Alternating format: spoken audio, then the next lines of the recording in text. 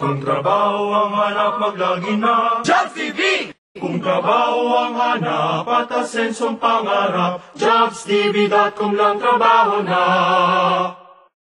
The granddam of Manila's 400, the great Conching Sunico. How would I introduce Tita Conching? Conching Sunico is a great grand aunt of Tessa Prieto. Not that. Tita Conching Sunico was the granddam of Manila's 400. Their family owned the Hilton. She was friends with Nikki Hilton, with Montgomery. She was the best friend of Mrs. MacArthur. They owned Mylon. Okay? She heard of me. Pinatawag ako sa opisina. Guys, this is after having been rejected in all sorts of jobs. So I went there, and this is 1107, room 1107 of the Manila Hilton. And syempre, hindi ko naman alam kung sino siya. Basta si Miss Conching Sunico. So I went there, and I said, good afternoon, ma'am. My name is Boy Abunda. Oh, so you're Boy Abunda. Sabi niya, do you want to work for me? Right? The question of Tita Conching, do you want to work for me? I said, yes, ma'am. Sabi niya, you can start tomorrow. So, you will be joining my PR staff. Wow, so okay, thank you, ma'am. Tapos bumalik ako, excuse me, ma'am. What is PR? And she said, I will teach you. I said, thank you. Very nice. Of course, she became my mentor. She became my mentor. Next to my mother. You know, when she died, I could not even go near the coffin. Para kung anak sa labas hindi makalapit. She became my mentor. I discovered who she was. She taught me courage. She taught me courage. She taught me to embrace who I am. She was the one who loved me for who I was. Everything that I am today, in Manila, in this big city, is because of Tita Conching.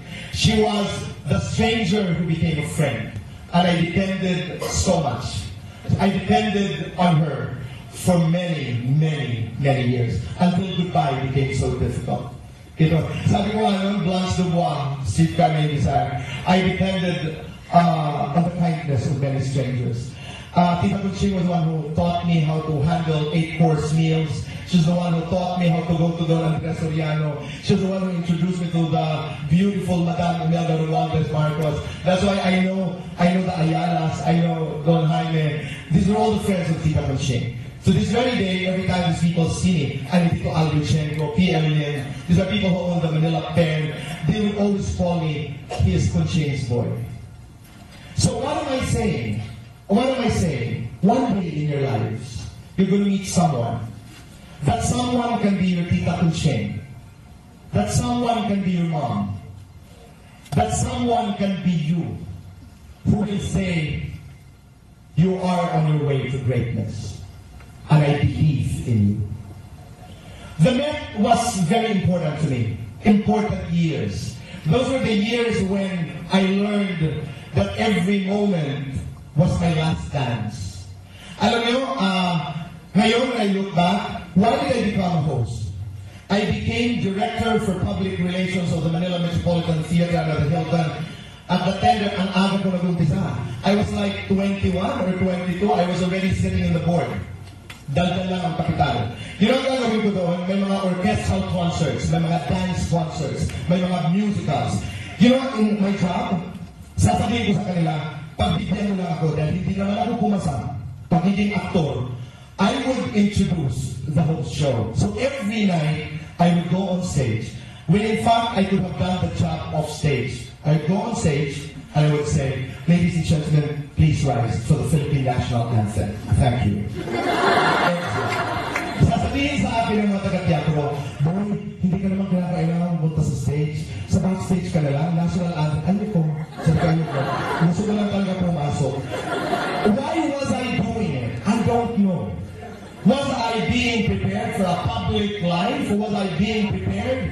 But I didn't say no. I didn't say no. I don't want to say no to any chance, to any opportunity. Barbara Walters today is considered to be the greatest television broadcaster in the world. Okay? Barbara Walters. Do you know for 2 years when she was starting, she was called Baba Wawa because she couldn't pronounce R. Niloloko siya ng Saturday Night Live, umiiyak araw-araw si Barbara Walters. Today, she's the greatest television broadcaster. You know, this also happened to Barbara Streisand. A story about the nose of Barbara Streisand, na niloloko siya sa New York because she looked Jewish and she looked different. Pinagtatawanan siya ng mga sosyal ng New York. And then in her biggest concert, wives of senators, socialites of New York, and Barbara Streisand said, you know guys, I heard it all. The most painful words said about me. But you know what? I'm still here. I don't know who you are. Palagay ko meron eh. Palagay ko walang success story na dumiretso doon sa success. Lahat kanya-kanya talagang pinagdaanan. You know, I don't know if you're familiar with her. Maya Angelou is my greatest poet. A phenomenal woman. She was a black woman who read a poem when Clinton was inaugurated. My God, what a woman. She's still alive. She's a goddess of poetry. Do you know that at 30, she married an South African ambassador. Went home to the States in penury. Hindi poverty. Penury is lower than poverty. Penurious lifestyle. She had to work in a club and literally sat down on tables, mga customer, for her to survive. Ang sinasabi ko lang is each one of us has that power to change for the better. You can be better. Maiwala kayo. You can be better. You can have a better life. And again, sometimes it doesn't come easy. Sometimes it takes a while. Patience is a virtue, and good things happen to people who wait. And most of all, guys, be kind to yourself. Be kind to yourself. Because you cannot exercise kindness if you don't have it in your heart. At pag inaapi kayo, sige lang. Inapi ako. Inaapi kayo, how do you call that in Tagalog? Kinukutya ka, niloloko ka, magpakasasa ka. Magkikita tayo isang araw. But the best vengeance to me is goodness. The best vengeance, lahat na nalapi sa akin, I've forgiven all of them. I've forgiven all of them. From the bottom of my heart. Bakit? Because a lot of them pushed me to where I am today. The first word that comes into my mind is gutom. You know, in a good way, you have to be angry and hungry. Kasi iba yung kilos ng taong gutom. Di ba?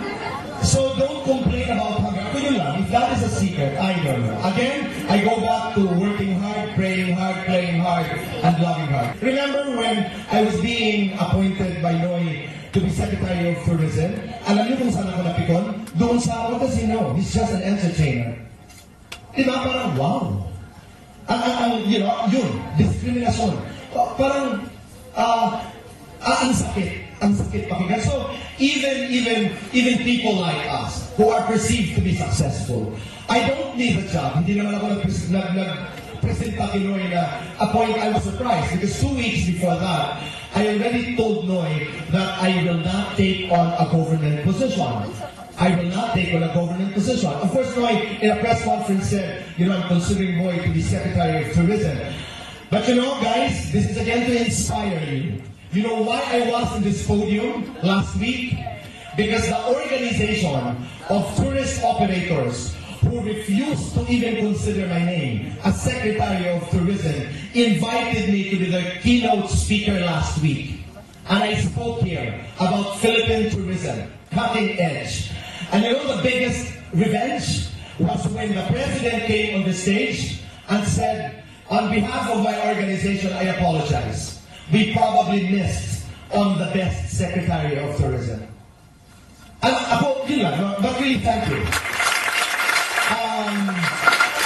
Again, turn anything that's painful to something that's, you know, that's meaningful. Because you go through it. Ang haba ng sagot ko, but okay. If dreams can come true, guys, they do come true. Believe me.